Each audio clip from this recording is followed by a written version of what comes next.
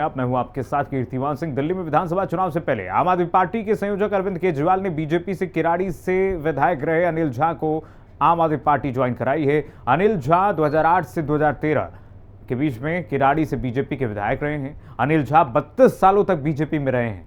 इस सीट पर पूर्वांचल के बड़े नेता माने जाते हैं। हिंदी खबर से बातचीत में आप नेता अनिल झा ने कहा कि बड़ा मुश्किल होता है फैसला करना। अरविंद केजरीवाल के काम की नीतियों से मैं प्रभावित था। सुनिए जरा। 3 दशकों तक बीजेपी का हाथ थाम कर रखने वाले अनिल झा ने बीजेपी का हाथ छोड़ दिया है और आम आदमी पार्टी का दामन थाम लिया है। सर, क्या वो कारण रहे हैं जिनकी वजह से दशकों तक का साथ आपने छोड़ दिया बीजेपी से? देखिए, इतने साल एक पार्टी में रहे हम, बड़ा मुश्किल होता है फैसला करना, लेकिन कुछ तो बात रही होगी। आज ठीक है, आप देश में राष्ट्र के चिंतन की, देश की सुरक्षा की बात करते हैं, उसमें साथ तो हम भी हैं। आप बार बार बोलेंगे कि आप एक पर्टिकुलरली एक विषय पर काम करिए, हमने भी उस पर काम किया है, ऐसा तो नहीं है।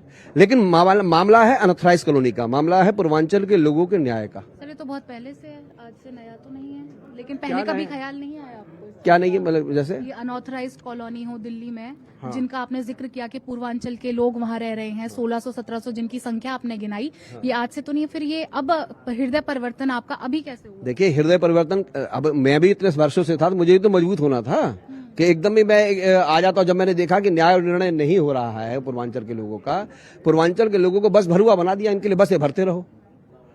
और वहां पर जाके क्या मिलेगा जी?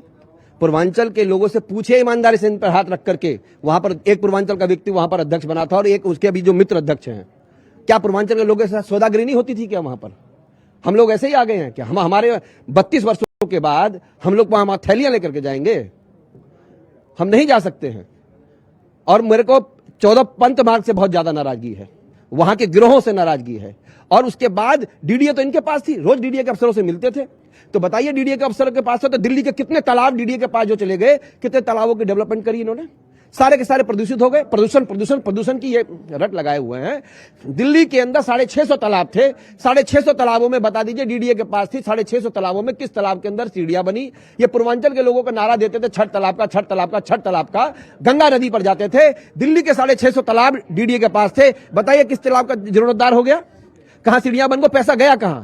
डीडीए के मास्टर प्लान में जो अनऑथराइज्ड कॉलोनी में हिस्से आते थे, उसके अंदर स्कूल बन सकते थे, कम्युनिटी सेंटर बन सकते थे, स्कूल बन सकते थे, वहां क्यों नहीं किया?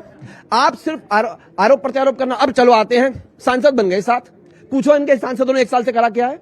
सिवाय फेसबुक पे आना, मीडिया में आना और जाकर के कुछ लोगों को जाकर के खुश करना, चमचागिरी करना, होली दिवाली पर गिफ्ट इकट्ठे करना और अपने लोगों को यह बताना कि हाँ, उस नेता को बर्बाद करना है तो उसके पोस्टर हटा दे, उसके फोटो हटा दे, उससे जो मिलेगा उसको जिले से हटा दो। अगर बात यमुना की ही कर ले तो कैलाश गहलोत ने अपने इस्तीफे में यमुना की सफाई का साफ तौर पर जिक्र किया है।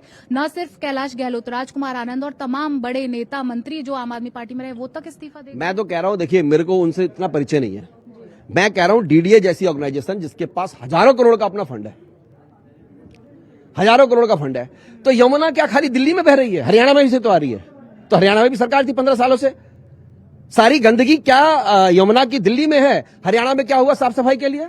वहां पर भी तो गाद गिरती थी, वहां पर भी तो फैक्ट्रियां थी, वहां पर भी तो काम होता था। और यमुना उसके बाद चली जाती है उत्तर प्रदेश में।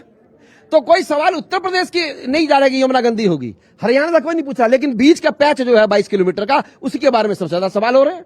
तो तालाबों पर क्यों नहीं सवाल हो रहा? मैं जब ये पूछता था अंदर बैठ करके कि साहब हम सवाल पूछ रहे हैं, तो आप बताइए ना कि जो तालाब डीडीए के पास थे उनका जीर्णोद्धार क्यों नहीं हुआ? वो नहीं पूछेंगे जी। हरियाणा के जो यमुना है वो नहीं पूछेंगे। यमुना क्या दिल्ली में पैदा हुई, दिल्ली में खत्म हो गई? हिंदी खबर से बातचीत करते हुए अनिल झा ने कहा कि पार्टी जो भी फैसला लेगी वो उन्हें मंजूर होगा। कैमरामैन सत्येंद्र के साथ समीक्षा चौधरी, हिंदी खबर, दिल्ली।